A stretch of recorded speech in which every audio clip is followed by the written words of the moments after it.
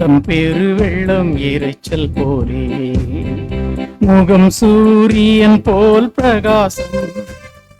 சத்தம் பெரு வெள்ளம் இரைச்சல் போலே. இயேசுவே ஆத்மநேசரே, சாரோனின் ரோஜாவும் லீலி புஷ்பமும், பதினாயிரங்களில் சிறந்தோம், பதினாயிரங்களில் சிறந்தோம்.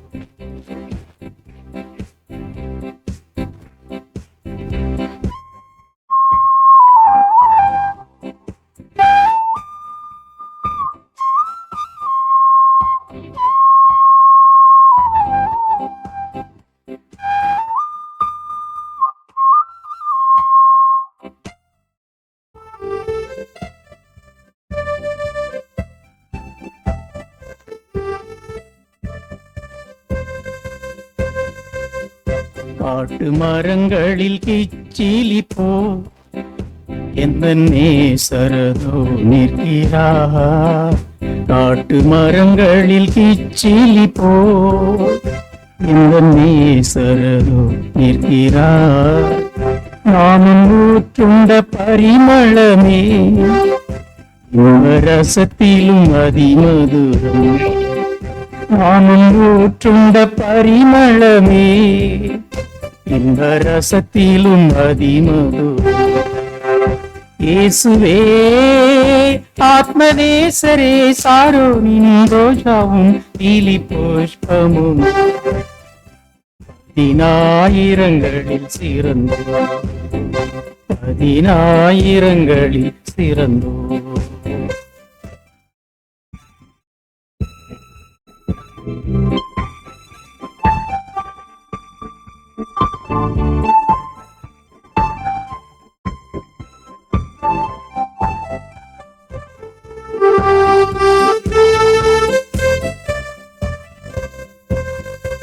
அவர் இடது கையின் தலைக்கு அலங்காரத்தாலே தேற்றுகிறார்.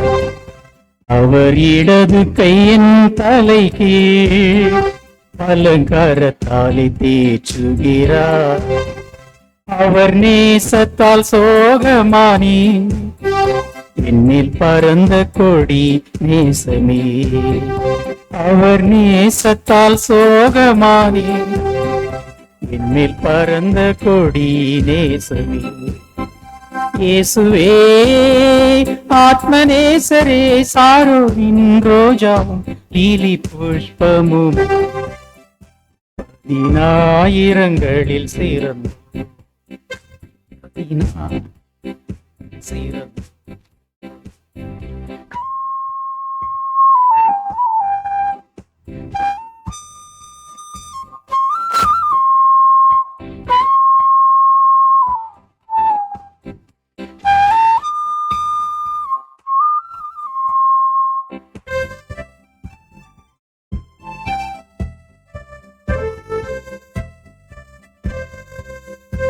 என் பிரியமிருபவதி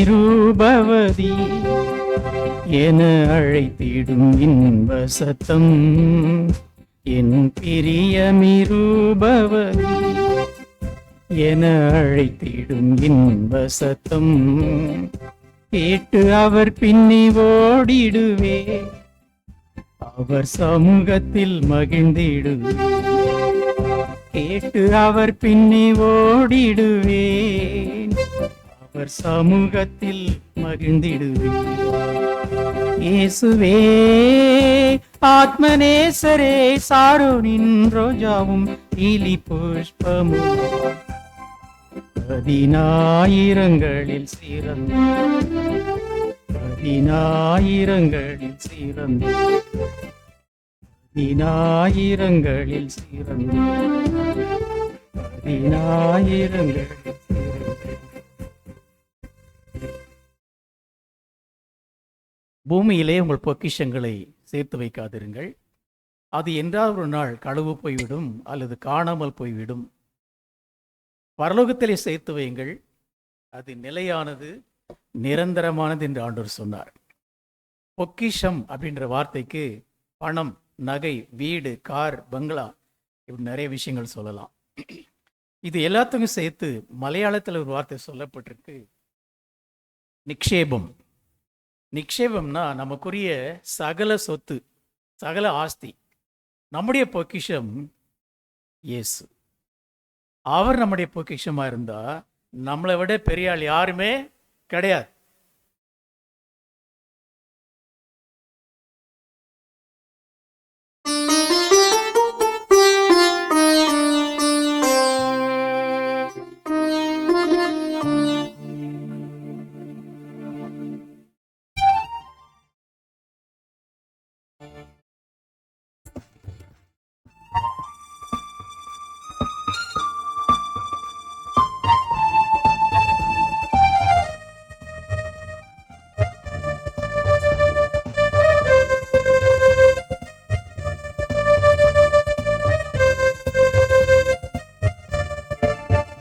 എന്റെ നിക്ഷേപം നീ തന്നെയാ, എന്റെ ഹൃദയവും നിന്നിൽ തന്നെയാ.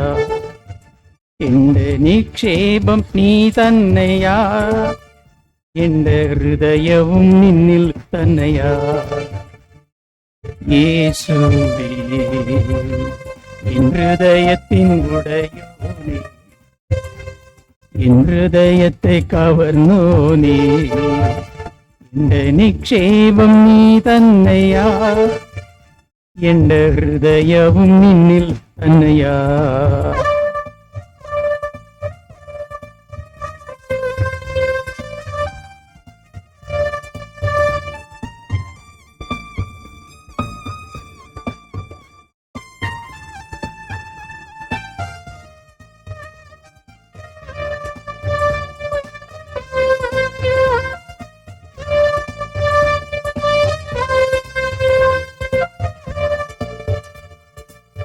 വേഗത്തിൽ വരുമേ, മേഘത്തിൽ വരുമേ, എന്നെയും ചേർത്തിടുവാ. വേഗത്തിൽ വരുമേ, മേഘത്തിൽ വരുമേ, എന്നെയും ചേർത്തിടുവാ. കണ്ണുനീർ തുടയ്ക്കും യേശുനാഥനേ, മാരനാഥ മാരനാഥ. കണ്ണുനീർ തുടയ്ക്കും യേശുനാഥനേ, മാരനാഥ മാരനാഥ. എന്റെ നിക്ഷേപം നീ തന്നെയാ, എന്റെ ഹൃദയവും നിന്നിൽ തന്നെയാ.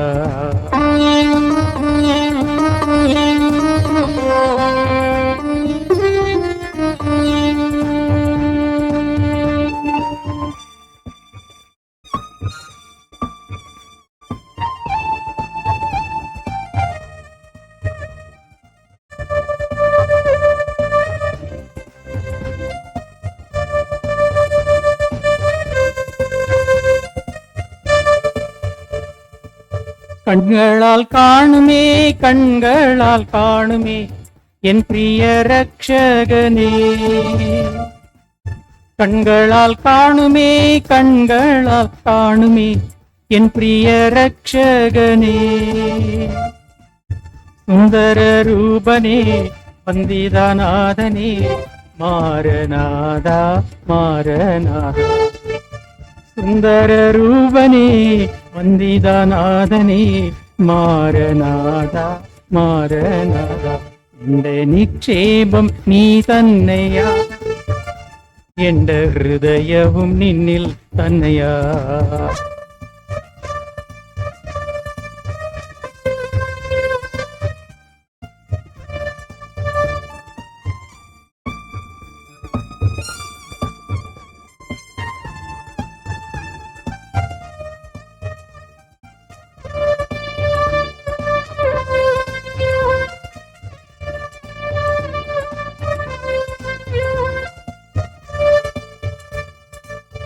ആയിരം വാക്കുകൾ മിണ്ടിയാൽ പോരായേ, കാന്തനാം എന്നേശുവേ. ആയിരം വാക്കുകൾ മിണ്ടിയാൽ പോരായേ, കാന്തനാം എന്നേശുവേ. ദിനംതോറും വേണമേ, വരവോളം വേണമേ, മാരനാഥ മാരനാഥ. ദിനംതോറും വേണമേ, വരവോളം വേണമേ മാരനാഥ മാരനാഥ. എന്റെ നിക്ഷേപം നീ തന്നെയാ, എന്റെ ഹൃദയവും നിന്നിൽ തന്നെയാ. എന്റെ നിക്ഷേപം നീ തന്നെയാ, എന്റെ ഹൃദയവും നിന്നിൽ തന്നെയാ. യേശുവേ എൻ ഹൃദയത്തിൻ ഉടയോനേ, എൻ ഹൃദയത്തെ കവർന്നോനേ, എന്റെ നിക്ഷേപം നീ തന്നെയാ, എന്റെ ഹൃദയവും നിന്നിൽ തന്നെയാ.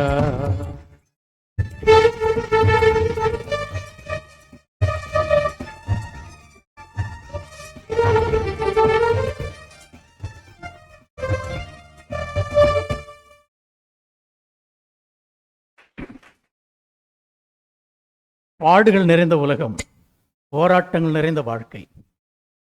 இப்படிப்பட்ட சூழ்நிலை எப்படி நாம் மகிழ்ச்சியாக வாழ முடியும் அப்படின்னா, ஆண்டவரோடு இருக்கும்போது எல்லா நேரம் நமக்கு மகிழ்ச்சியான நேரம். அப்போ நாம சொல்லணும், ஆண்டவரே நீங்கள் என் கூடவே இருங்க. உங்களுடைய ஒரு வார்த்தை போதும் ஆண்டவரே, என்னுடைய வாழ்க்கையே மாறிவிடும். உங்களுடைய ஒரு பார்வை என் வாழ்க்கையில் மாற்றத்தை கொண்டு வரும். உங்களுடைய வார்த்தை என் வாழ்க்கையை மாற்றும்.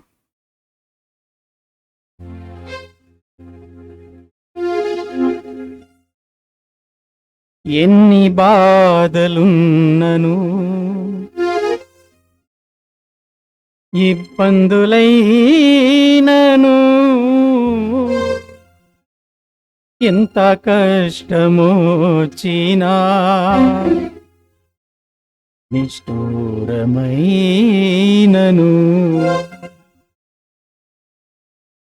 నీ ఉంటే నాకు చాలు యేసయ్యా, నీ వెంటే నేను ఉంటానేసయ్యా. నీ ఉంటే నాకు చాలు యేసయ్యా, నీ వెంటే నేను ఉంటానేసయ్యా. నీ మాట చాలయ్యా, నీ చూపు చాలయ్యా, నీ తోడు చాలయ్యా, నీ నీడ చాలయ్యా. నీ మాట చాలయ్యా, నీ చూపు చాలయ్యా, నీ తోడు చాలయ్యా, నీ నీడ చాలయ్యా. నీ ఉంటే నాకు చాలు యేసయ్యా, నీ వెంటే నేను ఉంటానేసయ్యా.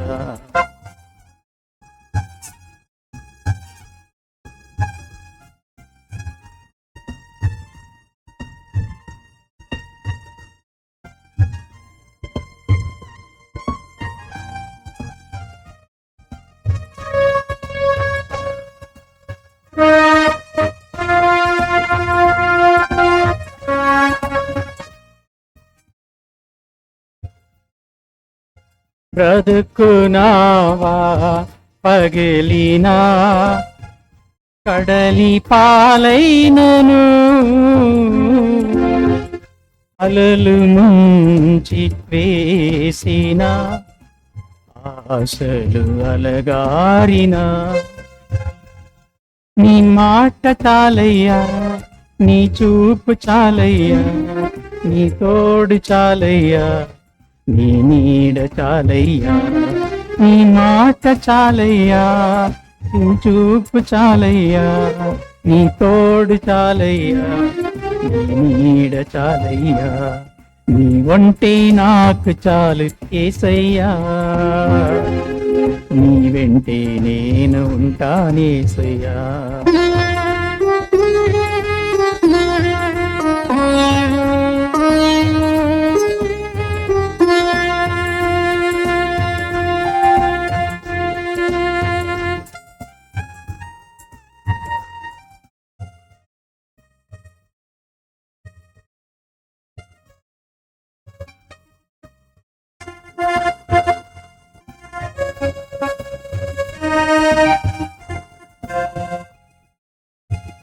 ఆస్తులన్నీ పోయిన అనాథగా మిగిలిన ఆప్తులే విదనాడిన ఆరోగ్యం క్షీణించిన ఆస్తులన్నీ పోయినా అనాథగా మిగిలిన ఆప్తులే విదనాడిన ఆరోగ్యం క్షీణించిన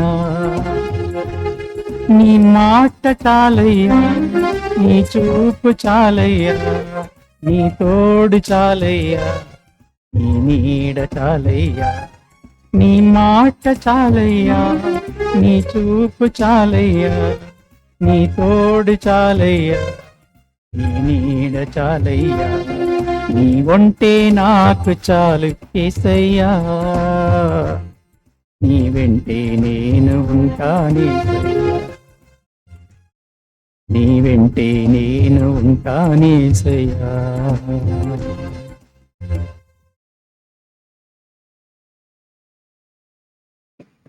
கடைசியாக ஒரு 2ஆம் வருகை பற்றிய ஒரு பாடலை நான் பாட விரும்புகிறேன். நமக்கு இருக்கிற மிகப்பெரிய நம்பிக்கை ஆண்டவர் மீண்டும் வரப்போகிறார்.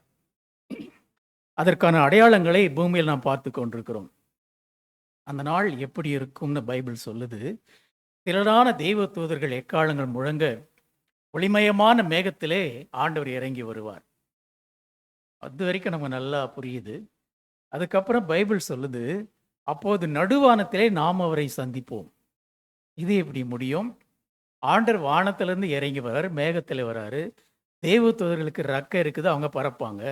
நாம பூமியில் இருக்கிறோம், எப்படி வானத்தில் போய் அவரை சந்திக்க முடியும்? அப்படின்னா அந்த நாளிலே நாம கூட பறக்க போகிறோம். அல்லேலூயா! எவ்வளோ பெரிய விஷயம் பறக்கணுன்றது.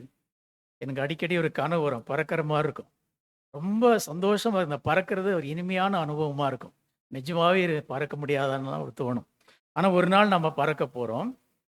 அந்த காட்சியை மற்ற ஜனங்கள்லாம் பார்த்து ஆச்சரியப்படுவாங்களாம், பயப்படுவாங்களாம், என்ன இப்படி பறக்கிறாங்கன்னு.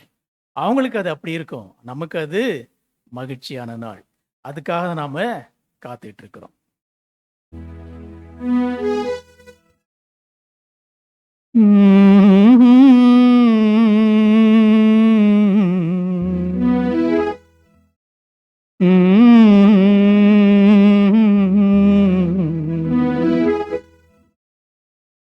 देखेगा सारा जहां,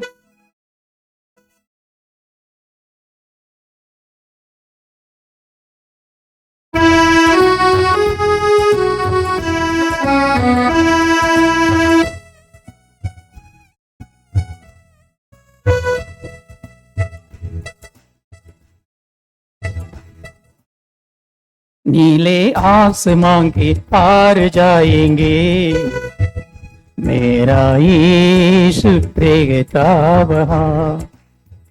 नीले आसमां के पार जाएंगे, मेरा यीशु रहता वहाँ। हम मिलेंगे बादलों पर, हम मिलेंगे बादलों पर, देखेगा सारा जहां। नीले आसमां के पार जाएंगे, मेरा यीशु रहता वहाँ।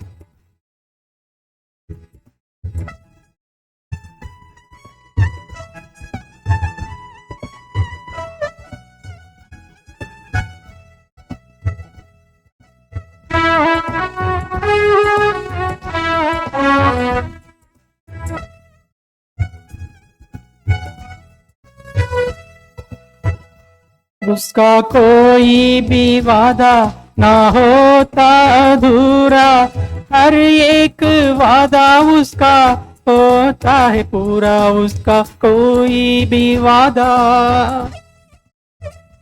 उसके आने का वादा पूरा होगा, देखेगा सारा जहां। उसके आने का वादा पूरा होगा, देखेगा सारा जहां। हम मिलेंगे बादलों पर, हम मिलेंगे बादलों पर, देखेगा सारा जहां, नीले आसमां के पार जाएंगे, मेरा यीशु रहेगा वहां।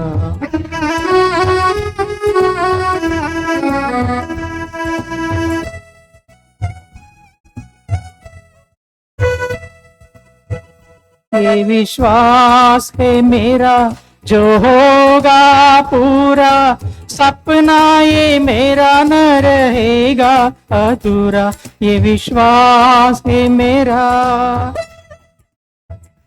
तेरे संग हम रहेंगे अपने यीशु के, देखेगा सारा जहां, तेरे संग हम रहेंगे अपने यीशु के, देखेगा सारा जहां, हम मिलेंगे बादलों पर, हम मिलेंगे बादलों पर, देखेगा सारा जहां,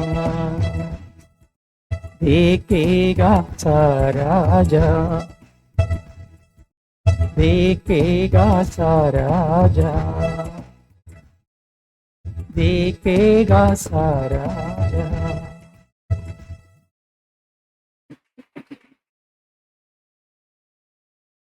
மீண்டுமாக உங்கள் அனைவருக்கும் அன்பு வாழ்த்துக்களை தெரிவிக்கிறேன். அருமையான தலைமை போதகர் அவர்களுக்கும் அவரது குடும்பத்தாருக்கும் நன்றி நான் தெரிவிக்கிறேன். உடன் ஊழியர்கள் மற்றும் சபை மக்களுக்கு நன்றி நான் காணிக்கையாகுகிறேன். ஒரே ஒரு வசனத்தை எடுத்துக்கொள்ளலாம். மத்தேயு எழுதின சுவிசேஷம் 6ஆம் அதிகாரம் 33ஆம் வசனம்.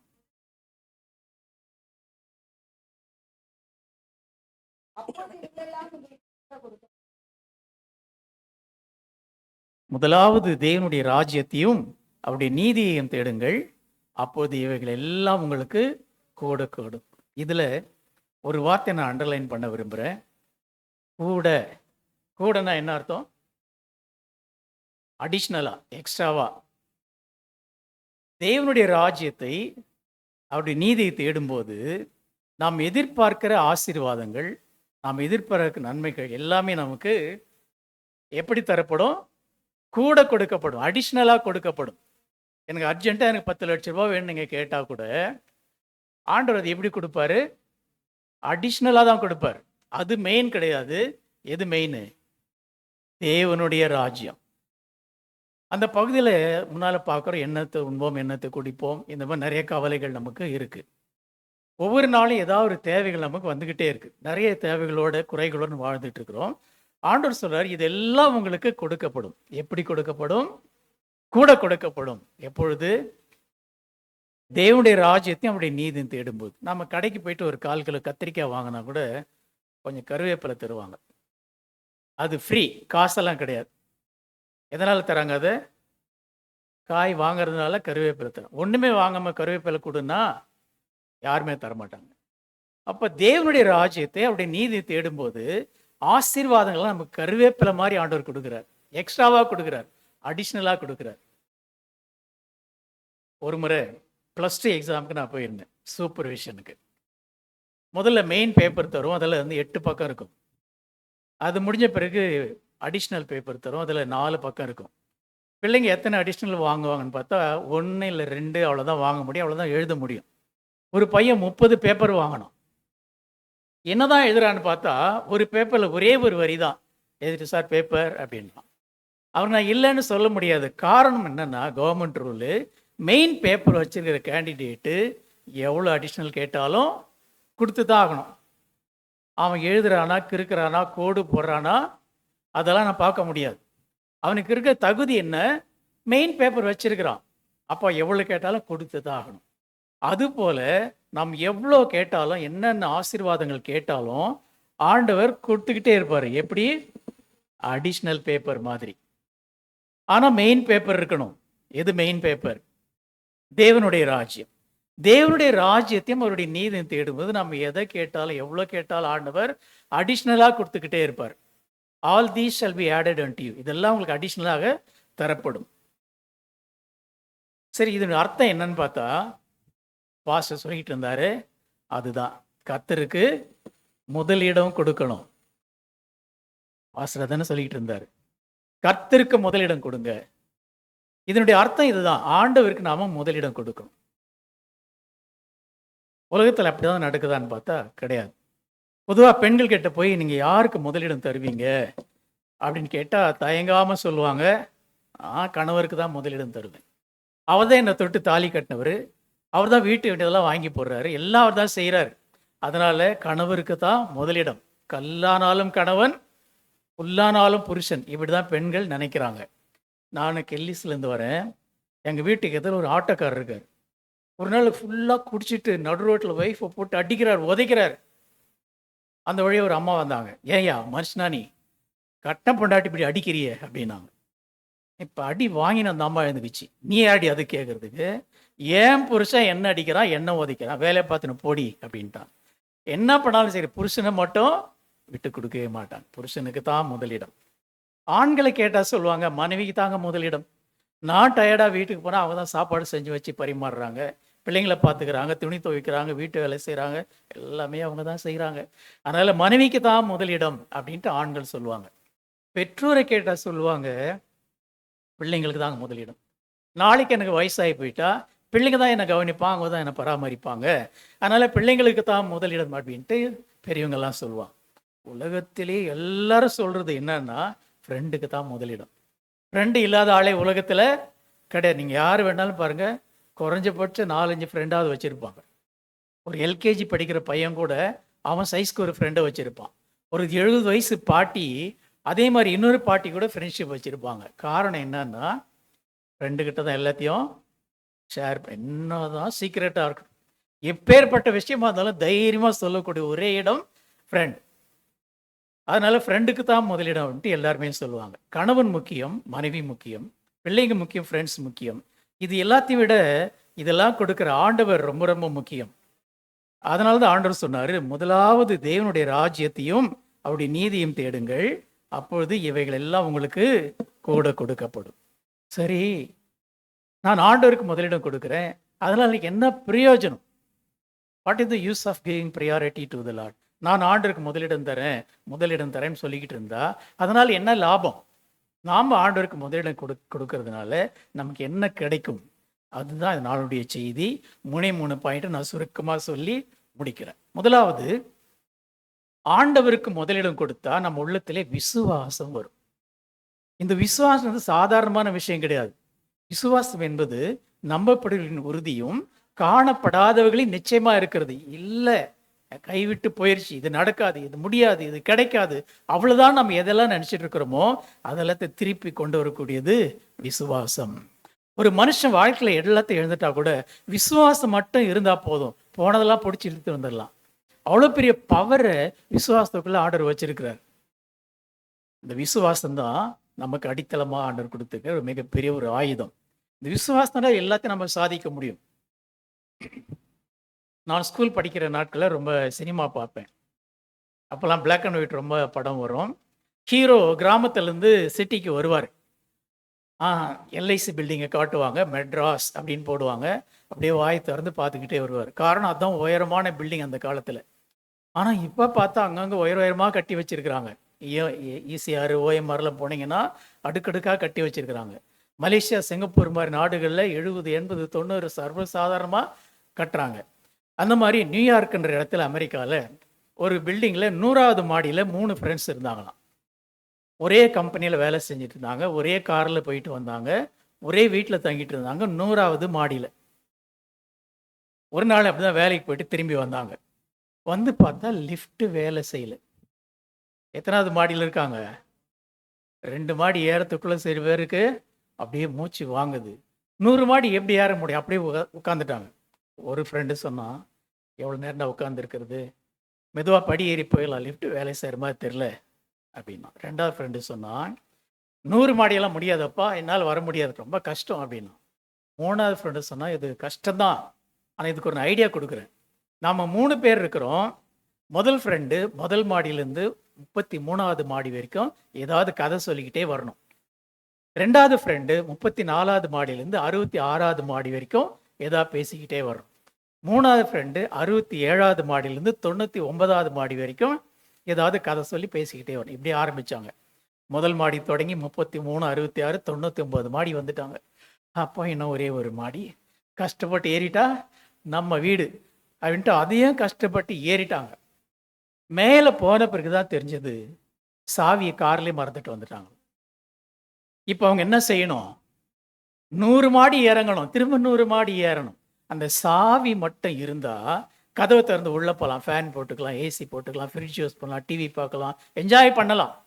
சாவி இல்லாதனால உள்ளே போகவே முடியல. எவ்வளோ பெரிய வீடாக இருந்தாலும் அதுக்கு ஒரு சின்ன சாவி இருக்குது. பெரிய பங்களாவாக இருந்தால் கூட அதுக்கு ஒரு சின்ன சாவி இருக்குது. சின்ன சாவி தானே, சின்னது தானே அப்படின்னு கேர்லெஸ்ஸாக நினைக்க மாட்டோம். காரணம், அது இருந்தால் தான் உள்ளே போக முடியும், வேலை நடக்கும். இப்போ சாவி சின்னதாக இருந்தாலும் ரொம்ப ரொம்ப முக்கியமானது. அந்த சின்ன சாவியை போல ஆண்டவர் நம்ம கொடுத்துருக்கு தான் விசுவாசம். ஆண்டவர் சொன்னார், கடுகள விசுவாசம் உங்களுக்கு இருந்தால் ஒரு மலையை பேத்து கடலில் போட்டுடலான்னார். இது போய் எப்படி முடியும்? ஒரு மலை போயிட்டு எப்படி கடலை போட முடியும் அப்படிதான் நம்ம நினைப்போம். அப்போ ஆண்டவர் சும்மாவா சொல்லியிருப்பாரு? ஆண்டவர்லாம் சும்மாலாம் சொல்ல மாட்டார். அதில் ஒரு வார்த்தை அவர் போட்டிருக்கிறார், எவனாகிலும் இந்த மலையை பார்த்து நீ பெயர்ந்து சமுத்திரத்தில் தள்ளுண்டு போய் சொல்லி தன் இருதயத்தில் சந்தேகப்படாமல் விசுவாசித்தால் அப்படியே ஆகும் அப்படிதான் ஆண்டவர் சொல்லியிருக்கிறார். ஆனால் நமக்கு அந்த விசுவாசமே வராது. இந்த மலையாவது கடலை போய் விழுறது, அது அப்படிதான் நம்ம மனசு நினைக்கும். பைபிள் சொல்லுது, விசுவாசிக்கிறவனுக்கு எல்லாம் கூடும். விசுவாசம் இருந்தால் போதும், எல்லாமே நமக்கு உண்டாயிடும். அப்போ நமக்கு வேண்டிய சுகம், நமக்கு வேண்டிய ஆரோக்கியம், நமக்கு வேண்டிய பணம், நமக்கு வேண்டிய சந்தோஷம், சமாதானம் எல்லாம் ஆண்டவர் ரெடியாக வச்சிருக்காரு. கல்வாரி சிலுவையிலே நமக்கு எல்லாத்தையும் ரெடி பண்ணி வச்சுட்டார். எப்போ நம்ம கைக்கு வரும்? விசுவாசிக்கும் போது. அப்போ சுதந்திக்கிறது தான் நம்முடைய வேலை.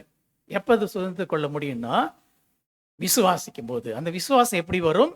கர்த்தருக்கு முதலிடம் தரும்போது. இதுக்கு உதாரணமாக ஆபிரகாமை நான் சொல்ல விரும்புகிறேன். ஆபிரகாம் கர்த்தருக்கு முதலிடம் கொடுத்தாரு. அதனுடைய பலன் என்னன்னு பார்த்தா பெரிய செல்வந்தனாய் திரும்பி வந்தார்னு பைபிள் சொல்லுது. ஒரு நாள் ஆண்டவர் சொன்னார், ஆபிரகாமே உன்னை நான் ஆசீர்வதிக்க போகிறேன், சும்மா கொஞ்சம் நஞ்சம் கிடையாது, பெரிய பணக்காரனாக மாற்ற போகிறேன் அப்படின்னாரு. இவ்வளோ பெரிய விஷயத்தை ஆண்டவர் சொல்லும்போது ஆபிரகாம் கிட்ட ஒன்றுமே கிடையாது, ஜீரோவாக இருக்கிறார். ஒன்றுமே இல்லாத ஒரு ஆள்கிட்ட போய் நீ கோட்டீஸ்வரன் ஆயிடுவேன்னா யார் நம்புவாங்க? ஒருத்தரை நம்ப மாட்டாங்க. ஆனால் ஆபிரகாம் நம்பினாரு. காரணம், அவருக்குள்ள விசுவாசம் இருந்தது. ஆண்டவர் சொல்லிட்டாரு, அது நடக்கும். அந்த விசுவாசம் ஆபிரகாமுக்குள்ள இருந்ததுனால தான் பெரிய செல்வந்தானை வந்தான்ட்டு வேதத்தில் வாசிக்கிறோம். இன்னொரு நாள் ஆண்டவர் சொன்னாரு, வானத்து நட்சத்திரங்களை பாரு, கடற்கரை மணலை பாரு, இந்த மாதிரி உன்னுடைய சந்ததி இருக்கும் அப்படின்னாரு. இந்த வாக்கு தத்துவத்தை சொல்லும் போது ஆபிரகாம் தாத்தாவாயிட்டாரு, சாராள் பாட்டி ஆயிட்டாங்க. இந்த தாத்தா பாட்டிக்கு தள்ளாத வயசுல எப்படி குழந்தை பிறக்கும்? அப்படியே பிறந்தாலும் வானத்து நட்சத்திரங்களை யார் எண்ண முடியும்? ஒருபடி மண்ணை எடுத்தா யார் கவுண்ட் பண்ணி பார்க்க முடியும்? அப்போ இவ்வளோ பெரிய ஆசீர்வாதம் எப்படி இந்த தாத்தா பாட்டிக்கு உண்டாகும்? யாருமே நம்ப மாட்டாங்க. ஆனால் ஆபிரகாம் நம்பினாரு. எனக்கு 100 வயசானா என்ன, 200 வயசானா என்ன, ஆண்டவர் சொன்னாருன்னா அது நடக்கும்னு விசுவாசிச்சாரு. இன்னைக்கு உலகத்திற்கு விசுவாசிகளுக்கெல்லாம் அவர் தான் தகப்பன். நம்மெல்லாம் யாரு? ஆபிரகாமுடைய சந்ததிகளாக இருக்கிறோம். அப்போ ஆண்டவர் ஒரு வாக்குத்தத்தம் கொடுத்தாருன்னா நிச்சயமா நம்மளுடைய வாழ்க்கை அதை நிறைவேற்றுவார். அது எப்பன்னா நம்ம விசுவாசிக்கும் போது. ஒரு நாள் சொன்னாரு, ஆபிரகாமே நான் சொல்ற தேசத்துக்கு புறப்பட்டு போ அப்படின்னாரு. எந்த தேசம், எந்த ஊர், எந்த இடம், ஒரு கேள்வியுமே கேட்கல, சைலண்டா கிளம்பி போயிட்டாரு. 1991 மலேசியாவிலேருந்து ஒரு பாஸ்டர் வந்தார். அவர் வந்து, பாஸ்டர் உங்களை நான் எங்கள் நாட்டுக்கு கூப்பிட்டு போகிறதா இருக்கிறேன், எங்கள் சபைக்கு வரீங்களான்னார். நான் அவர்கிட்ட நிறைய கேள்வி கேட்டேன். பாஸ்டர் உங்கள் நாடு எப்படி இருக்கு? இந்தியா மாதிரி இருக்குமா? உங்கள் ஊர் எப்படி இருக்கு? மெட்ராஸ் மாதிரி இருக்குமா? மதுரை மாதிரி இருக்குமா? பெங்களூர் மாதிரி இருக்குமா? சாப்பாடு நல்லா இருக்குமா பாஸ்டர்? தண்ணி நல்லா இருக்குமா? ஜனங்கள்லாம் எப்படிப்பட்டவங்க? இந்த மாதிரி நிறைய கேள்வியெல்லாம் கேட்டேன். ஏன்னா முன்ன பின்ன நான் போகாத இடம். ஆனால் ஆபிரகாம் ஒரு வார்த்தை பேசலை, ஒரு கேள்வியும் கேட்கல. புறப்பட்டு போன்னு சொன்னவன் கண்ணை மூடி கிளம்பி போயிட்டாரு. காரணம், ஆண்டவர் என்னை ஆசீர்வதிக்கிறேன்னு சொல்லிட்டாரு. அது எந்த இடமா இருந்தால் எனக்கு என்ன? ஆண்டவர் என்னை ஆசீர்வதிக்கிறதுக்கு இடமோ சூழ்நிலையோ ஒரு பிரச்சனையே இல்லை அப்படின்னு விசுவாசத்தோட கிளம்பி போனார். பைபிள் சொல்லுது, ஆபிரகாமுக்கு இருந்த ஆஸ்தி இந்த உலகமே கொள்ளாதான். அவ்வளோ பெரிய பணக்காரனா மாறி இருக்காரு. இன்னைக்கு பில்கேட்ஸ்னு ஒருத்தர் தான் உலகத்திலே பெரிய பணக்காரன்னு சொல்லியிருக்கிறோம். அவருக்கு ஈக்குவலாக அன்னைக்கு ஆபிரகாம் இருந்திருக்கிறார். அப்போ காரணம் என்னன்னா, ஆபிரகாம் கர்த்தருக்கு முதலிடம் கொடுத்ததுனால விசுவாசம் உள்ளவராக இருந்தார். அதனால இவ்வளோ பெரிய ஆசீர்வாதம் வந்தது. ஆபிரகாமும் ஆண்டவரும் ஒரு ஃப்ரெண்ட்ஸ் மாதிரி இருந்திருக்கிறாங்க. ஒரு ஃப்ரெண்டை கூட பேசுகிற மாதிரி ஆண்டவர் பேசியிருக்கிறார். அப்போ அந்த ஐக்கியம், ஆண்டவரோடு அவங்க இருந்த அந்த விசுவாசம், அந்த ஐக்கியம் தான் இவ்வளோ பெரிய ஆசீர்வாதத்துக்கெல்லாம் காரணமாக இருந்தது.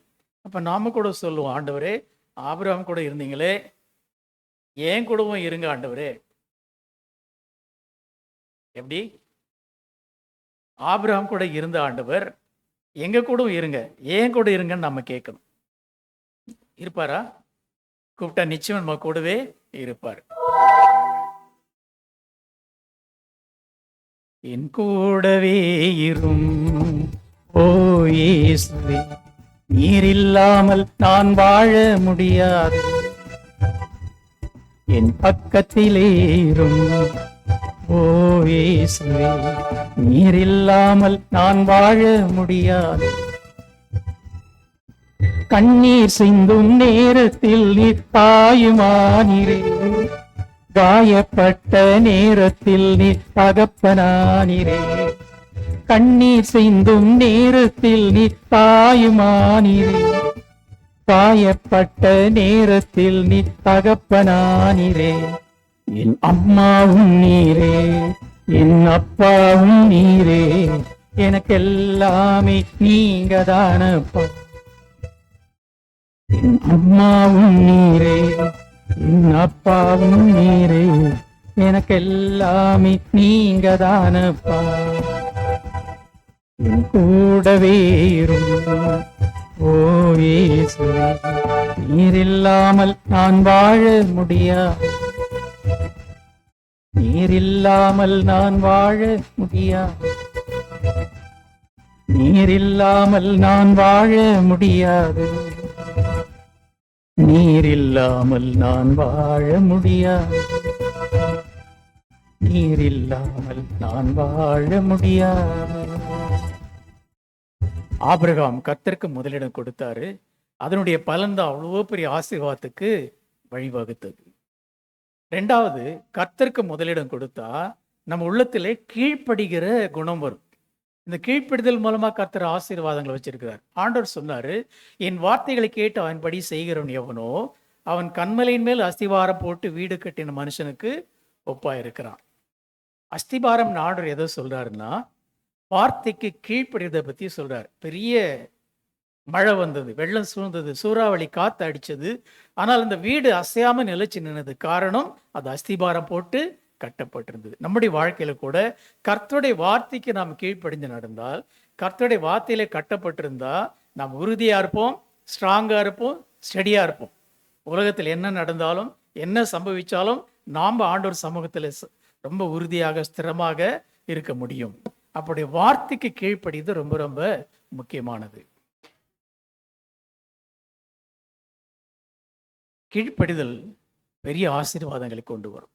வேதத்தில் நிறைய மனிதர்களை பார்க்கிறோம். ஆடைய வார்த்தைக்கு கீழ்ப்படிஞ்சவங்க எல்லாம் ஆசீர்வாதத்தை பெற்றிருக்கிறார்கள். ஆக நம்முடைய வாழ்க்கையில கூட கர்த்தருடைய வார்த்தைக்கு நாம் கீழ்ப்படிஞ்சு நடக்கும்போது ஆசீர்வாதங்கள் நம்மை தேடி வரும். ஒரு முறை மஸ்கட் என்ற தேசத்துல ஒரு சபையில கீழ்ப்படிதலை பத்தி ஒரு செய்தி கொடுத்தேன். கீழ்ப்படிதனால என்னென்ன நன்மைகள் வருது, ஆண்டோடைய வார்த்தைக்கு கீழ்ப்படிஞ்சா என்னென்ன கிடைக்கும்ட்டு ஒரு செய்தி கொடுத்தேன். அந்த கூட்டம் முடிஞ்ச பிறகு ஒரு அம்மா வந்து என்கிட்ட பேசினாங்க. பாஸ்டர், பாயிண்டாக சொன்னீங்க, நல்லா தான் இருந்துச்சு. ஆனால் ஒரு குறிப்பிட்ட விஷயத்துக்காக ரொம்ப நாளாக நான் ஜெபம் பண்ணிட்டு இருக்கிறேன் பாஸ்டர். வருஷ கணக்காக ஜெபம் பண்ணிட்டு இருக்கிறேன். இந்த ஆண்டவர் காதிலே வாங்க மாட்டுறாரு, பதிலே கொடுக்க மாட்டுறாரு பாஸ்டர். அவர் காது இருக்குதா இல்லையான்னு கூட எனக்கு தெரியல. அந்த மாதிரி நான் கேட்டாங்க. அவனுக்கு வந்த சந்தேகம் என்னது, ஆண்டவருக்கு காது இருக்குதான்னு. புருஷவாக்கத்தில் எனக்கு தெரிஞ்ச ஒரு ஆஃபீஸர் இருக்கிறார். அவர் ஒரு நாள் அவங்க ஃபேமிலி டாக்டர் கிட்ட போனார். டாக்டர், உங்களுக்கு ரொம்ப நல்லா தெரியும் டாக்டர், என் மனைவி ரொம்ப நல்லவ, ரொம்ப தங்கமானவ டாக்டர். நான் என்ன கேள்வி கேட்டாலும் பட்டு பட்டுன்னு பதில சொல்லுவா. ஆனால் கொஞ்ச நாளாக நான் என்ன கேட்டால் தான் பதிலே வரமாட்டேங்க டாக்டர். அவள் அந்த மாதிரி ஆளே கிடையாது. எனக்கு சந்தேகமாக இருக்குது டாக்டர், அவளுக்கு காது செவிடு ஆயிடுச்சுன்னு நினைக்கிறேன், ட்ரீட்மெண்ட்டு கொடுக்கணும்னார். டாக்டர் சொன்னார், நான் ட்ரீட்மெண்ட் கொடுக்குறேன், முதல்ல நீங்கள் போயிட்டு காது கேட்குதா செவிடான்றதை கன்ஃபார்ம் பண்ணிக்கிட்டு வாங்கன்னார். ஐயோ, எப்படி டாக்டர், எப்படி நான் போய் கன்ஃபார்ம் எப்படி கேட்க முடியும்னார். நான் சொல்கிற மாதிரி செய்யுங்க, நேராக போங்க. வீட்டுக்குள்ளே போகாமல் வெளியே நின்று சத்தமாக கூப்பிட்டு ஏதாவது கேளுங்க. உடனே பதில் சொல்லிட்டாங்கன்னா காது ஷார்ப்பாக கேட்குதுன்னு அர்த்தம். ஒருவேளை பதில் வரலன்னா கதவு கிட்ட போயிடுங்க. அங்கே நின்றுன்னு கேளுங்க. அப்போ பதில் சொன்னான்னா ஒரு 75% கேட்குதுன்னு அர்த்தம். ஒருவேளை அதுக்கும் பதில் வரலன்னா வீட்டுக்குள்ளே போயிடுங்க.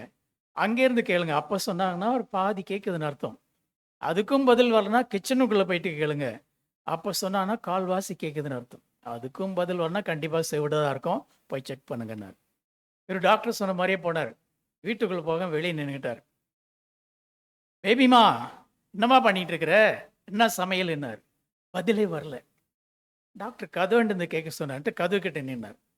பேபிமா என்னம்மா பண்ணிட்டு இருக்கிற, என்னம்மா சமையல் என்னார். அப்பவும் பதிலை காணும். வீட்டுக்குள்ளே போயிட்டாரு. பேபிமா என்னம்மா பண்ணுற, என்ன சமையல் என்னார். அப்பவும் பதிலை காணும். கிச்சனுக்குள்ளே எட்டி பார்த்தா அந்த அம்மா குனிஞ்சு சமையல் பண்ணிக்கிட்டு இருக்கிறாங்க. பேபிமா என்னம்மா பண்ணுற, என்ன சமையல் என்னார். அப்பவும் பதிலை காணும். காது கிட்ட போய் சத்தமாக கத்துனாரு. என்னடி பண்ணிட்டு இருக்கிற, என்ன சமையல் இன்னைக்குன்னார். அவங்க கேட்டாங்க, ஏன் இப்படி கத்துறீங்க. ரோட்டில் நின்று கேட்டீங்களே அப்பயும் முருங்கைக்காய் சாம்பார்னு சொன்னேன். கதவாண்ட நின்றுட்டு கேட்டீங்க அப்பவும் முருங்கைக்காய் சாம்பார்னு சொன்னேன். வீட்டுக்குள்ள வந்து கேட்டீங்க அப்பவும் முருங்கைக்காய். இப்போ கூட சொன்னனே முருங்கைக்காய் சாம்பார்னு, ஏன் காது கூட இப்படி கத்துறீங்க அப்படின்னாங்க.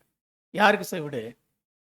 நாம நினச்சிக்கிறோம் ஆண்டவர் காதையே கேட்கறது இல்லை, என் ஜெபத்தை அவர் காதிலே வாங்கறது இல்லை, எனக்கு அவர் பதிலே கொடுக்குறதில்ல நம்ம நினச்சிட்டு இருக்கிறோம். உண்மையிலே நாம தான் அவருடைய வார்த்தைக்கு செவி கொடுக்காம இருக்கிறோம். நாம தான் அவருடைய வார்த்தைக்கு கீழ்ப்படியாமல் இருக்கிறோம். யாரெல்லாம் கர்த்தருடைய வார்த்தைக்கு கீழ்ப்படுகிறாங்களோ அவங்க வாழ்க்கையில் ஆசீர்வாதங்கள் கன்ஃபார்ம். இதுக்கு உதாரணமா ஈசாக்கை நான் சொல்ல விரும்புகிறேன். அவனை பற்றி பைபிள் சொல்லுது, ஈசாக்கு அந்த தேசத்தில் விதை விதைத்தான், கர்த்தர் அவனை ஆசீர்வதித்தபடியால் அந்த வருஷத்திலே அவன் 100 மடங்கு பலனை அடைந்தான். என்னதான் நல்ல நிலமா இருந்தாலும் 100% அறுவடை எங்கேயுமே கிடைக்காது. 60-70% தான் கிடைக்கும். ஆனால் ஈசாக்கு 100 மடங்கு அறுவடை பண்ணியிருக்கலாம். என்ன காரணம்? அவனுடைய கீழ்ப்படிதல். சரி, என்ன கீழ்ப்படிஞ்சா எப்போ என்னன்னு பார்த்தா, அவன் சின்ன பையனாக இருந்தப்போ ஒரு நாள் அவங்க அப்பா சொன்னார், மகனை வா ஆண்டவருக்கு பலி கொடுக்கலாம். சரின்னு உடனே கிளம்பிட்டான். பலி கொடுக்க தேவையான எல்லா பொருளும் எடுத்துக்கிட்டாங்க. கயிறு, கத்தி, விறகட்டை, நெருப்பு எல்லாம் எடுத்துக்கிட்டாங்க. ஆனால் ஆடு மட்டும் இல்லை. என்னது ஆடே காணோம். ஆண்டவர் பலி பலி கொடுக்கலான்னு அப்பா சொல்கிறாரு. சரி, ஒரு மலை மேலே இருக்க போல இருக்குன்ட்டு கூட போயிட்டான். மேலே போய் பார்த்தா அங்கேயும் ஆட்டை காணும். ஆபிரகாம் விறகு கட்டையெல்லாம் அடிக்கிட்டாரு தகன பலிக்காக. இதோ பாருடா, ஆடே இல்லை, ஒரு பாட்டுக்கு ரெடி பண்ணுறாரு அப்படின்னு பார்த்துக்கிட்டே இருந்தான். திடீர்னு கயிறு எடுத்தாரு, இவனுடைய கையை காலை கட்டிட்டாரு. எப்படி இருக்கும் அவனுக்கு? ஐயோ, அப்பா நம்மளை வெட்ட போகிறாரு போல இருக்கே, ஒரு சந்தேகம் வந்துச்சு. ஆனால் கூட ஓடலை, அப்படின்னு நின்றுக்கிட்டே இருந்தான். இப்போ அவனை தூக்கி விறகு கட்டை மேலே படுக்க வச்சுட்டாரு. இப்போ கன்ஃபார்ம் ஆகி போச்சு, நம்மளை தான் வெட்ட போகிறார். நல்லா தெரிஞ்சு போச்சு. ஆனால் கூட ஈசாக்கு இருந்துச்சு, ஓடலை, படுத்துக்கிட்டே இருந்தான். ஆபிரகாம் கத்தி எடுத்தாரு, ஓங்கினாரு.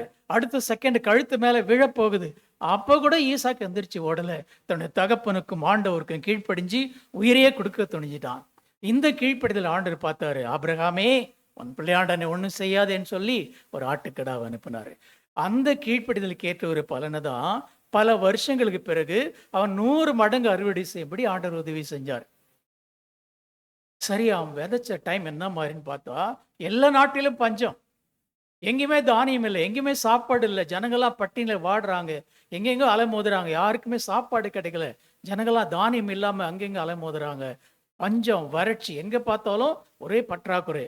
அப்படிப்பட்ட நேரத்தில் ஈசாக்குடைய நிலம் 100 மடங்கு அறுவடை பண்ணுச்சு. காரணம் அவனுடைய கீழ்ப்படிதல். சரி, விதைச்ச இடம் எப்படின்னு பார்த்தா நம்ம ஊர் மாதிரி கிடையாது. நம்ம ஊரில் ஒரு முருங்கச்சு நட்டு வச்சு என்ன ஆகும், 4 நாளில் துளுத்து செடி ஆகிடும். கொஞ்ச நாள்லேயே அது வளர்ந்து மரமாயிடும், முருங்கைக்காய் காய்ச்சிடும். அப்போது ரொம்ப சிம்பிளாக சாதாரண நம்ம நாட்டில் நம்ம ஊரில் செடியெல்லாம் வளர்ந்துருக்கு. ஆனால் அவன் விதைச்ச இடம் அந்த மாதிரி கிடையாது. நான் உலகத்தில் எந்த நாட்டுக்கு போனாலும் ஃப்ளைட்டில் விண்டோ சீட்டு கேட்பேன், ஜன்னல் ஓரம். ஏன்னா ஆண்டவர் படைச்ச உலகம் எப்படி இருக்குது பார்க்கலான்னு. எந்த நாட்டுக்கு போனாலும் அவ்வளோ செழிப்பாக இருக்குது, அவ்வளோ பசுமையாக இருக்குது. எல்லா நாடுகளும் பெரும்பாலும் எப்படி இருக்குன்னு பார்த்தா ஒரு பச்சை கலரில் போர்வை போற்றி வச்ச மாதிரி அவ்வளோ அழகாக பசுமையாக இருக்குது. ஆனால் ஒரு நாடு மட்டும் எனக்கு பிடிக்கல, அரபு நாடு. முதல்ல ஓமான் நாட்டுக்கு நான் போகும்போது ஆர்வமாக எட்டி பார்த்தேன், இந்த நாடு இப்படி தான் இருக்குன்னு பார்த்தா ஒரு ப்ரௌன் கலராக இருக்குது, ஒரு மரத்தை கூட காணோம். எனக்கு ஒரு ஆச்சரியமாக இருந்தது.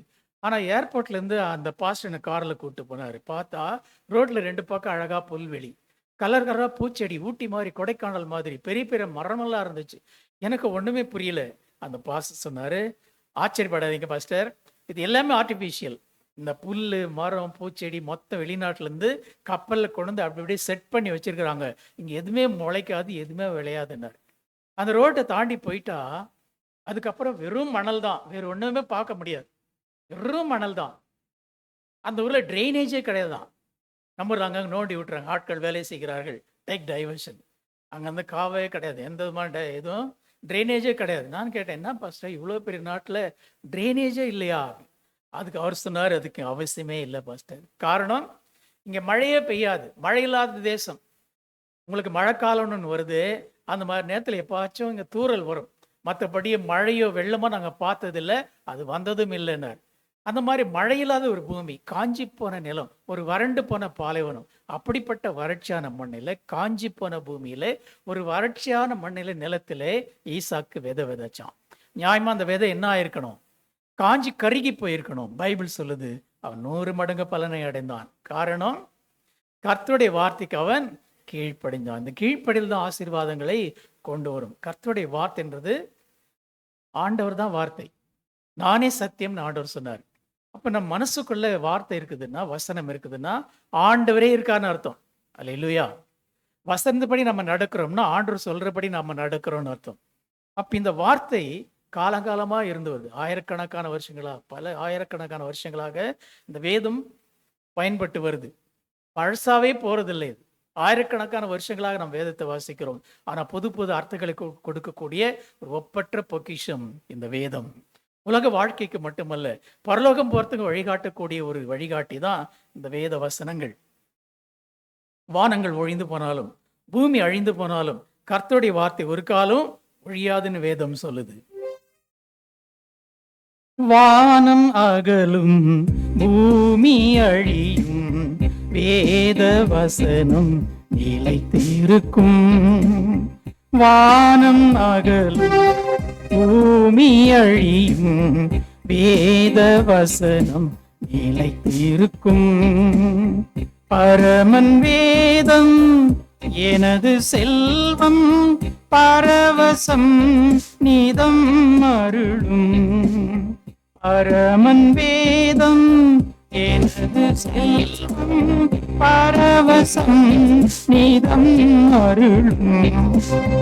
சத்திய வேதம் பக்தரின் கீதம், சுத்தர்கள் போகும் பாதையின் தீபம், உத்தம மார்க்கம் சத்திய வேதம்.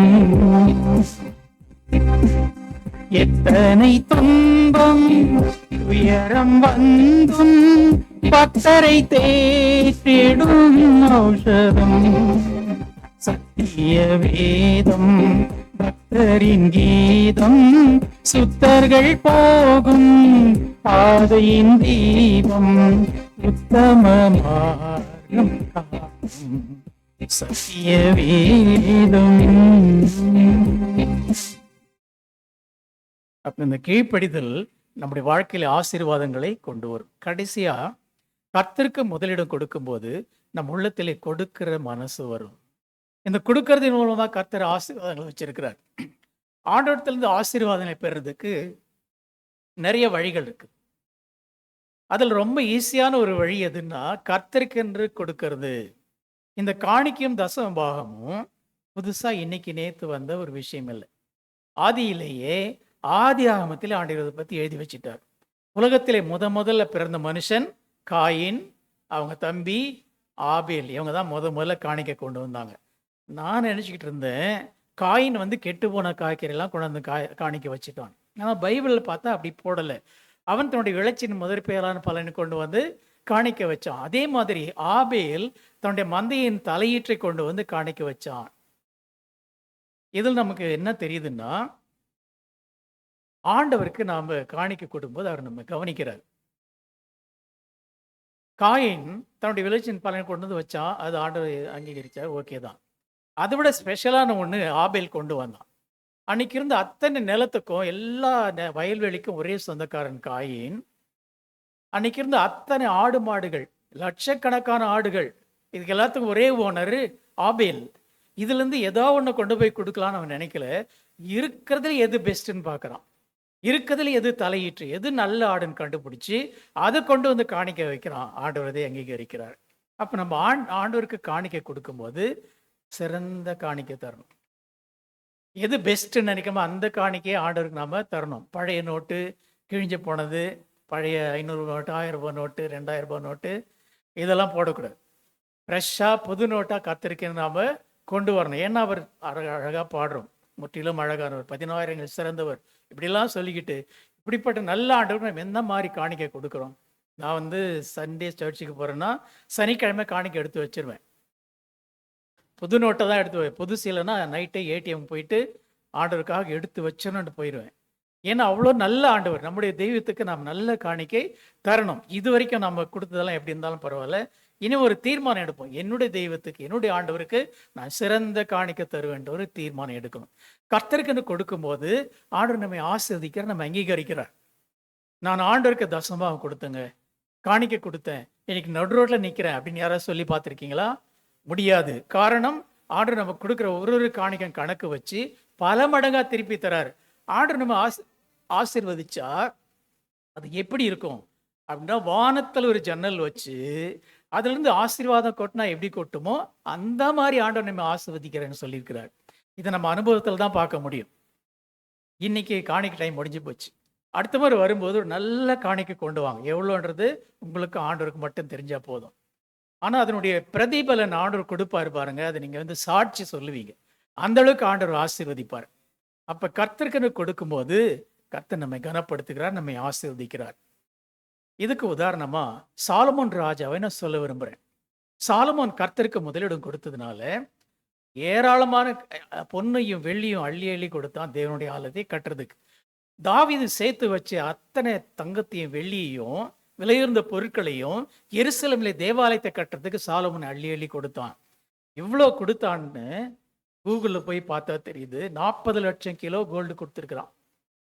40 லட்சம் கிலோ கோல்டு, 120 லட்சம் கிலோ வெள்ளி கொடுத்துருக்குறான். இது மட்டும் இல்லாமல் பவழம், வைரம், முத்து, கோமிதகம், இன்னும் எல்லாம் இருந்த பொருட்கள் எல்லாத்தையும் அள்ளி அள்ளி கொடுத்துருக்குறான். காரணம், என் தேவனுடைய ஆலயம், அது முக்கியம் என்று சொல்லி எல்லாத்தையும் அள்ளி அள்ளி கொடுத்தான். ராஜா கொடுத்ததை பார்த்து ஜனங்க கொடுத்தாங்களாம் 14 லட்சம் கிலோ கோல்டு. ஐயோ, நினச்ச பார்த்தால தலையெல்லாம் சுத்துது. 40 லட்சம் கிலோ ராஜா கொடுத்துருக்குறான். 1 கிராம் கோல்டு நேற்று 14,200 ரூபாய். 1 கிராம்ன்றது இவ்வளோதான் இருக்கும். 1 கிராம் இவ்வளோதான். ஒரு தேவாலயம் முழுக்க தங்கத்திலே போடுறதுன்னா பாருங்க, கணக்கே பார்க்கலாமே.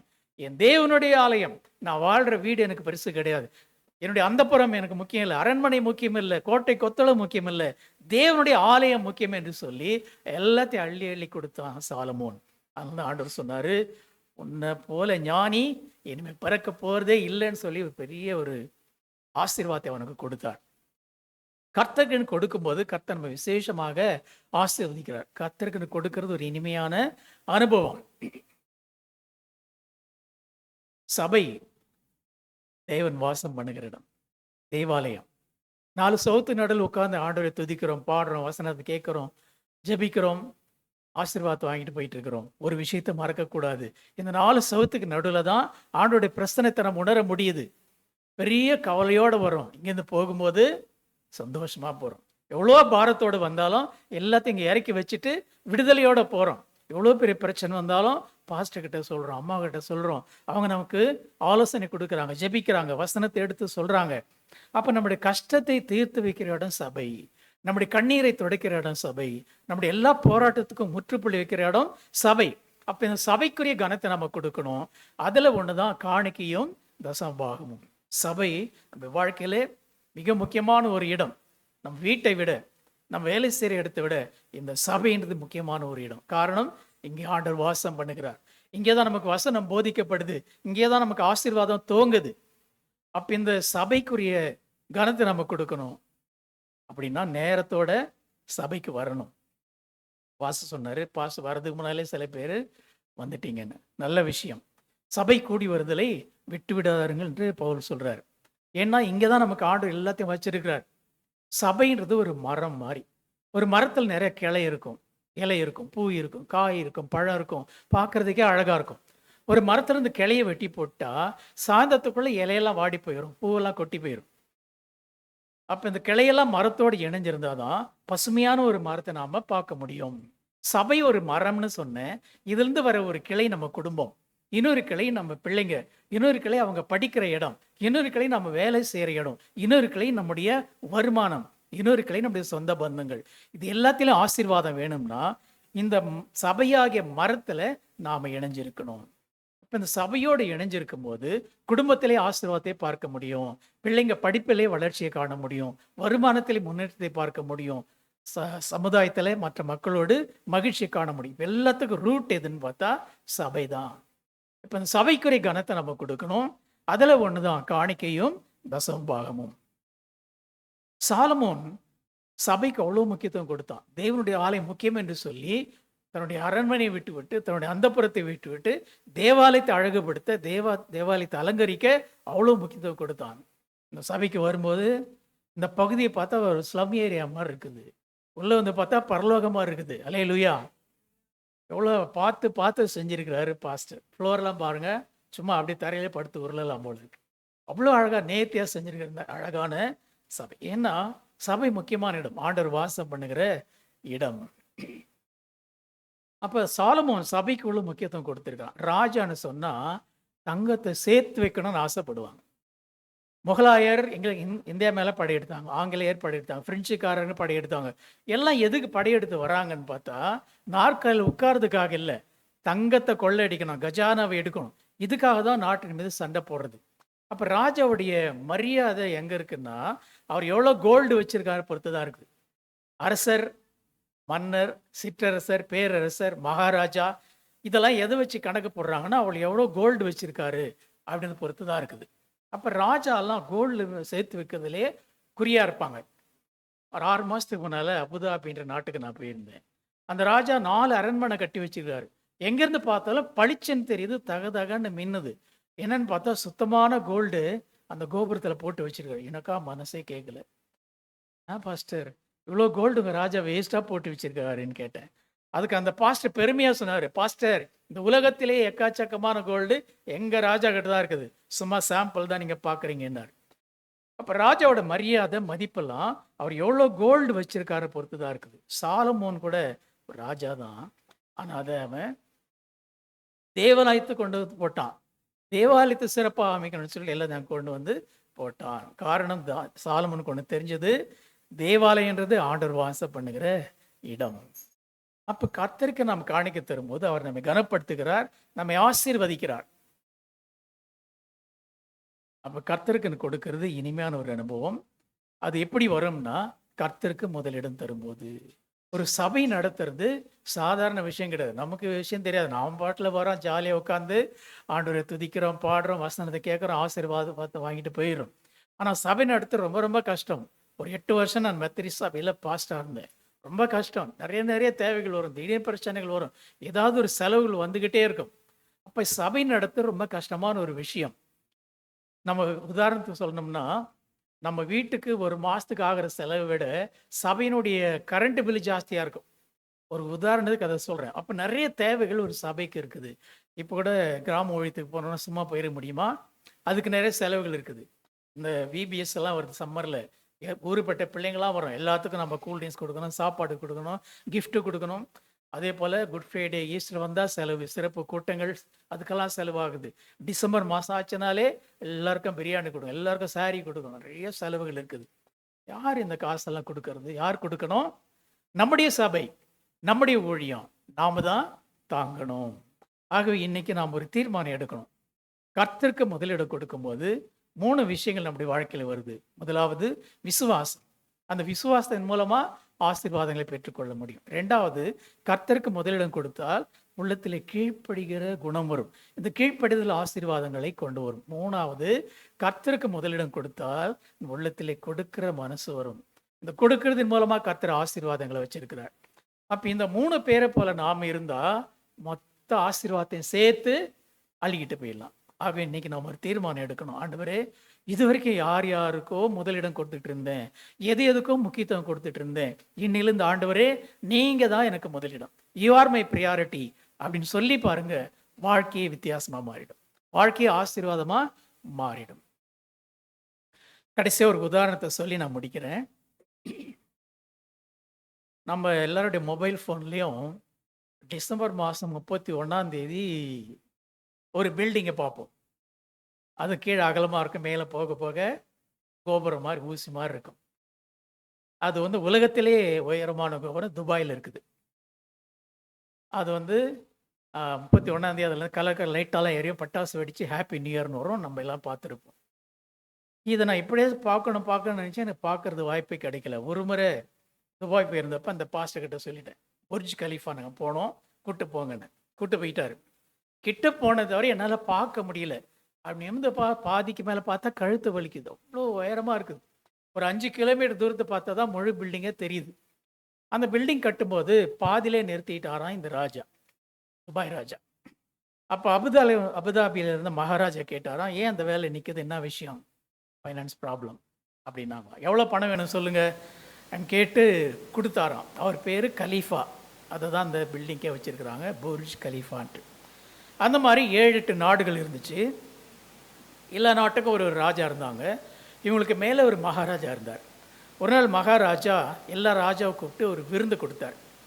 எல்லா ராஜாவும் வந்தாங்க, விருந்து நல்லா சாப்பிட்டாங்க. மகாராஜா சொன்னார், நீங்கள் சும்மா சாப்பிட்டுட்டு போகிறதுக்காக உங்களை கூப்பிடலப்பா, விருந்து முடிஞ்ச பிறகு உங்கள் நாட்டில் என்ன குறை இருக்குதுன்னு சொல்லுங்கள், நான் சரி பண்ணுறேன் அப்படின்னார். சரி, விருந்து முடிஞ்சு ஒருத்தராக வந்தாங்க. முதல் ராஜா சொன்னார், மகாராஜா எங்களுக்கு ரோடெல்லாம் ரொம்ப மோசமாக இருக்குது, நீங்கள் போட்டு தரணும். Okay, granted. அடுத்த ராஜா வந்தார், மகாராஜா எங்களுக்கு தண்ணி பிரச்சனை இருக்குது, ஓகே ஓகே போட்டு தரேன். அடுத்த ராஜா வந்தார், மகாராஜா எங்களுக்கு கரண்ட்டு பிரச்சனை, ஓகே நான் செஞ்சு தரேன். எல்லாத்துக்கும் ஓகே ஓகே சொல்லிட்டார். கடைசி ராஜா வந்தார், ஏன்பா உனக்கு என்ன வேணும் கேள் அப்படின்னார். இந்த ராஜா சொன்னார், மகாராஜா நீங்கள் எங்கள் வீட்டுக்கு விருந்துக்கு வாங்கினார். ஏன்பா எல்லாம் ஒன்று கேட்டாங்கல்ல, அந்த மாதிரி உன்னுடைய வேண்டுதல் என்ன, அதை கேளு என்னார். இதுதான் மகாராஜா என்னுடைய வேண்டுதல், நீங்கள் எங்கள் வீட்டுக்கு விருந்துக்கு வரணுன்னார். மகாராஜா மந்திரி கிட்ட சொன்னார், என்ன வித்தியாசமான ஆளாக இருக்கிறான், விருந்து கூப்பிட்றான், சரி ஒரு டேட்டை கொடுத்துரு நம்ம போகலாம் அப்படின்னு டேட் ஃபிக்ஸ் பண்ணிட்டாங்க. குறிப்பிட்ட நாள் வந்துச்சு. மகாராஜா தன் ஆட்களோட விருந்துக்கு போனார். மகாராஜா வராருன்னா விருந்து எப்படி இருக்கும், தட்டப்புடலான விருந்து, ஒரு பெரிய டேபிள் முழுக்க விதவிதமாக செஞ்சு அடிக்கிட்டார் இந்த ராஜா. மகாராஜா வந்தார், ஒன்றா எடுத்து சாப்பிட்டாரு. எல்லாமே டேஸ்ட்டாக இருக்குது, ஒன்று கூட விடுற மாதிரி இல்லை, எல்லாமே அருமையாக இருக்குது. ஏன்னா இந்த ராஜா பார்த்து பார்த்து செஞ்சுருக்காரு, எப்படியாச்சும் மகாராஜாவை சந்தோஷப்பட்டினுன்ட்டு. ஒன்று விடாமல் எல்லாத்தையும் டேஸ்ட் பண்ணிட்டார், எல்லாமே அருமையாக இருந்துச்சு. அப்புறம் இவர் சொன்னார், என் வாழ்க்கையில் இந்த மாதிரி விருந்து எது வரைக்கும் நான் சாப்பிட்டதில்லப்பா, நான் ரொம்ப ஹாப்பியாக இருக்கிறேன், ரொம்ப சந்தோஷமாக இருக்கேன். இப்போ சொல்லி நீ இந்த நாட்டில் என்ன குறை இருக்குன்னு சொல்லி நான் சரி பண்ணிட்டு போகிறேன். இந்த ராஜா சொன்னார், மகாராஜா எங்களுக்கு சரியான ரோடு வசதி இல்லை, சரியான கரண்ட் வசதி இல்லை, சரியான தண்ணி வசதி இல்லை, சரியான போக்குவரத்து வசதி இல்லை, சரியான சுகாதார வசதி இல்லை, இந்த மாதிரி நிறைய குறை இருந்துச்சு மகாராஜா. ஆனால் இப்போ ஒரு குறையும் இல்லை, நீங்கள் கிளம்புங்க போயிட்டு வாங்க. நான் சொல்கிறேன், ஒன்றுமே புரியலையேன்னார். ஆமாம் மகாராஜா, இவ்வளோ குறை எங்கள் நாட்டில் இருந்துச்சு, மகாராஜா அங்கே வரீங்கன்னு உடனே உங்கள் அரண்மனையிலேருந்து ஒரு குரூப் வந்தாங்க, புதுசாக ரோடை போட்டு போயிட்டாங்க. இன்னொரு குரூப் வந்தாங்க, அங்கங்கே தண்ணி தொட்டி வச்சு தண்ணி நிரப்பிட்டு போயிட்டாங்க. இன்னொரு குரூப் வந்தாங்க, அங்கங்கே வயர் கனெக்ஷன் கொடுத்து கரண்ட்டை கொடுத்துட்டு போயிட்டாங்க. இன்னொரு குரூப் வந்தாங்க, நிறைய வண்டியெல்லாம் கொண்டாந்து நிப்பாட்டிட்டு போக்குவரத்து வசதி ஏற்படுத்திட்டு போயிட்டாங்க. இன்னொரு குரூப் வந்தாங்க, அங்கங்கே சுகாதார மையங்கள் அப்படின்னு உண்டாக்கிட்டு போயிட்டாங்க. இன்னொரு குரூப் வந்தாங்க, எங்கள் மகாராஜா வராரு இப்படியா இருக்கிறது, நாடு முழுக்க வாழை மரங்களை நட்டு தோரணம் கட்டி சீரியல் லைட்டை போட்டு டியூப் லைட்டெல்லாம் மாட்டி எங்கள் நாட்டை அழகுபடுத்திட்டாங்க மகாராஜா. ஒரு குறையில் நீங்கள் போயிட்டு வாங்கினார். ரோடு கேட்டிருந்தாருன்னா ரோடு மட்டும் கிடைச்சிருக்கும், தண்ணி கேட்டிருந்தாருன்னா தண்ணி மட்டும் கிடைச்சிருக்கும். மகாராஜாவே கூப்பிட்டதுனால எல்லாமே கிடைச்சிருச்சு. நாம நிறைய விஷயத்துல ஆண்டவர் சொல்லிக்கணும், ஆண்டவரே இந்த இடுப்பு வலி தாங்கல ஆண்டவரே, உட்கார்ந்து எந்திரிக்க முடியல ஆண்டவரே, விடுதலை கொடுங்க ஆண்டவரே, பணம் கஷ்டமா இருக்குது, கடன் தொல்லையா இருக்குது ஆண்டவரே, பணத்தை அனுப்புங்க ஆண்டவரே, என் மகளுக்கு ஒரு மாப்பிள்ளை அனுப்புங்க ஆண்டவரே, குடும்பத்துல சமாதானத்தை கொடுங்க ஆண்டவரே. இப்படி சொல்லி ஜெபம் பண்ணிட்டு இருக்கிறோம். எல்லாத்தையும் ஒரு பக்கம் ஓரமாக வச்சுட்டு, ஆண்டவரே நீங்கள் வாங்க ஆண்டவரே, ஆண்டவரே எங்கள் வீட்டுக்கு வாங்க ஆண்டவரே, எங்கள் குடும்பத்துக்குள்ளே வாங்க ஆண்டவரே, என் மனசுக்குள்ளே வாங்க ஆண்டவரேன்னு கூப்பிட்டு பாருங்க. ஆண்டவர் வந்துட்டாருன்னா ஆட்டோமேட்டிக்காக எல்லாம் மாறிடும். அந்த மகாராஜா வந்தப்போ அந்த நாட்டில் ஒரு குறையுமே இல்லை. அதுபோல் இயேசு மகாராஜா நம்முடைய வாழ்க்கையில் வந்துட்டாருன்னா ஒரு குறையுமே இருக்காது.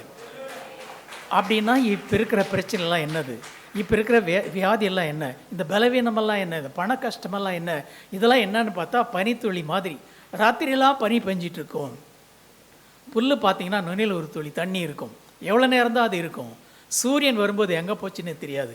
அதுபோல் இப்போ இருக்கிற கஷ்டங்கள் எல்லாம் பனித்துளி மாதிரி தான். நீதியின் சூரியனாக இயேசு கிறிஸ்து நம்முடைய வாழ்க்கையில் உதிக்கும் போது எல்லா கஷ்டங்களும் பனி போல நீங்கிறோம். ஆகவே இன்றைக்கி ஒரு தீர்மானம் எடுப்போம். ஆண்டவரே, முதலாவது உம்முடைய ராஜ்யத்தை, உம்முடைய நீதியை தேட நான் ஒப்பு கொடுக்கிறேன்னு சொல்லுவோம். கண்களை மூடி நாம் ஜெபிக்கலாம். தேவ ஜனங்கள் வனாந்தரத்தில் நடந்து சென்ற அந்த நாட்களிலே மாறா என்ற இடத்துல கசப்பான தண்ணீர் கிடைச்சதான். அந்த தண்ணி ஒன்றுக்கும் பயன்படுத்த முடியாது, ஒரு பிரயோஜனமில்லாத தண்ணீர். ஆண்டவர் அந்த தண்ணீரை மதுரமாக மாற்றினார். நம்முடைய வாழ்க்கையில கூட பிரச்சனை வரும்போது வாழ்க்கை கசப்பாக தோன்றுகிறது. கடன் தொல்லைகள் வரும்போது வாழ்க்கை கசப்பாக மாறுகிறது. பண கஷ்டங்கள் வரும்போது வாழ்க்கை கசப்பாக தெரிகிறது. பலவீனங்கள் வரும்போது, வியாதிகள் வரும்போது வாழ்க்கை கசப்பாக தோன்றுகிறது. நினைச்சது நடக்காத போது, நினைக்காதது நடக்கும்போது நம்முடைய வாழ்க்கையை கசப்பா இருப்பது போல தோன்றுகிறது. மாறாவின் தண்ணீரை மதுரமாக மாற்றின கர்த்தர் நம்முடைய வாழ்க்கையை மதுரமாக மாற்ற வல்லவராயிருக்கிறார். மாறாவின் தண்ணீர் எல்லாம் மதுரமாகிடும், கசந்து போன உனது வாழ்வு அழிப்பாகிடும்.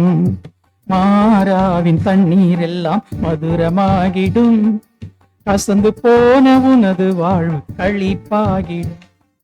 பட்டு போன உனது வாழ்வு பசுமையாகிடும், விட்டு போன நன்மை உன்னை தேடி வந்திடும். மாறாவின் தண்ணீர் எல்லாம் மதுரமாகிடும், கசந்து போன உனது வாழ்வு அழிப்பாகிடும். கடனின் பாரம் உனது மனதை கவலையாக்குதோ, குடும்ப பாரம் உனது மனதை குழம்பச் செய்யுதோ. கடனின் பாரம் உனது மனதை கவலையாக்குதோ, குடும்ப பாரம் உனது மனதை குழம்பச் செய்யுதோ. மாறாவின் தண்ணீர் எல்லாம் மதுரமாகிடும், கசந்து போன உனது வாழ்வு அழிப்பாகிடும். பாலைவனமாய் போன வாழ்க்கை சோலையாகிடும், காலைதோறும் கர்த்தர் கிருபை உன்னை சூழ்ந்திடும். மாறாவின் தண்ணீர் எல்லாம் மதுரமாகிடும், கசந்து போன உனது வாழ்வு களிப்பாகிடும். தேவராஜ்யம் தேவ நீதி முதலில் தேடிடு, தேவையெல்லாம் கூட தருவார் அவரை நாடிடு. தேவராஜ்யம் தேவ நீதி முதலில் தேடிடு, தேவையெல்லாம் கூட தருவார் அவரை நாடிடு. மாறாவின் தண்ணீர் எல்லாம் மதுரமாகிடும், கசந்து போன உனது வாழ்வு களிப்பாகிடும். கசந்து போன உனது வாழ்வு களிப்பாகிடும், கசந்து போன உனது வாழ்வு களிப்பாகிடும். அன்பும் இரக்கமும் கிருபை நிறைந்த நல்ல ஆண்டவரே, இந்த மனமகிழ்ச்சி நாளின் காலை வேளைக்கு நம்மை ஸ்தோத்தரிக்கிறோம், துதிக்கிறோம். முதலாவது உடைய ராஜ்யத்தை, உடைய நீதியை தேடும் பொழுது எங்களுக்கு எல்லாம் கூட கொடுக்கப்படும் என்று சொன்னீரே. இந்த நல்ல வாக்குத்தத்த வசனத்திற்காக நன்றியோடு ஸ்தோத்தரிக்கிறோம். ஆபிரகாமை போல, ஈசாக்கை போல, சாலமோனை போல ஆண்டவர் கீழ்ப்படிந்து, வார்த்தைக்கு கீழ்ப்படிந்து உமக்கு முதலிடம் கொடுத்து ஆண்டு அதன் வழியாக ஆசீர்வாதங்களை பெற்றுக்கொள்ள கர்த்தர் கிருபை தருவீராக. நாங்கள் கேட்ட வார்த்தைகளை மறக்காமல் அதன்படி நடக்க கர்த்தர் கிருபை தருவீராக. ஆண்டு இந்த அருமையான திருச்சபைக்காக நன்றியோடு ஸ்தோத்தரிக்கிறோம். அருமையான தலைமை போதகருக்காக, அவரது குடும்பத்திற்காக விசேஷமாக நன்றி செலுத்துகிறோம். ஆண்டவர் அவர்கள் கொடுத்திருக்கிற தரிசனங்களுக்காக நன்றியோடு ஸ்தோத்தரிக்கிறோம். ஆண்டவர் திருச்சபையில் நடைபெறுகிற எல்லா ஊழியங்களுக்காக நன்றி செலுத்துகிறோம். ஊழியத்தின் எல்லைகளை கர்த்தர் பெரிதாக்கும்படி நாங்கள் செபிக்கிறோம். ஆண்டவரை குறிப்பாக அவர்கள் சொல்ல இருக்கிற அந்த கிராம ஊழியத்தை கர்த்தர் ஆசீர்வதியும், அவர்கள் சந்திக்கிற கிராமத்து மக்களை கர்த்தர் தொடும்படி நாங்கள் செபிக்கிறோம். ஆனால் என்னென்ன ஊழியங்கள் சபையில் நடக்கிறதோ எல்லாவற்றிலும் கர்த்தருடைய கரம் இருந்து ஆண்டவன் மேன்மையாக நடத்த வேண்டும் நாங்கள் செபிக்கிறோம். தரிசனங்களை கர்த்தர் நிறைவேற்றி தரும்படியாக நாங்கள் செபிக்கிறோம். ஆண்டவரே, ஊழியத்தின் எல்லைகள் பெரிதாகட்டும் நாங்கள் செபிக்கிறோம். சபையில் இருக்கிற ஒவ்வொரு குடும்பத்தையும் கர்த்தர் ஆசீர்வதியும். குடும்பங்களை காணப்படுகிற பிரச்சனை எல்லாம் இயேசு நாமத்திலே நீங்கி போகட்டும் நான் ஜெபிக்கிறேன். குடும்பங்களை காணப்படுகிற பண கஷ்டங்கள், கடன் தொல்லைகள் இயேசு நாமத்தில் ஒழிந்து போகட்டும் நான் ஜெபிக்கிறேன். பலவீனங்கள், வியாதிகள் எல்லாம் இயேசு நாமத்திலே கடந்து போகட்டும் நான் ஜெபிக்கிறேன் ஆண்டவரே. குடும்பங்களை மகிழ்ச்சி உண்டாகட்டும், சமாதானம் பெருகட்டும், மகிழ்ச்சி உண்டாகட்டும், ஆசீர்வாதம் பெருகட்டும் நான் ஜெபிக்கிறேன். பிரியமானவனே, பிரியமானவளே, உன் ஆத்மா வாழ்கிறது போல நீ எல்லாவற்றிலும் வாழ்ந்து சுகமா இரு என்ற வாக்கு தத்தத்தை எடுத்துக்கொள்கிறோம். நன்மையால் நிரப்பும், அற்புதங்களை செய்யும், ஆசீர்வதியும்.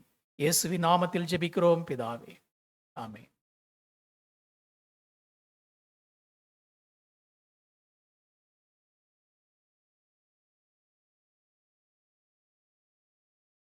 தேர்ட்டி செகண்ட் செய்திக்காக கரங்கள் தட்டி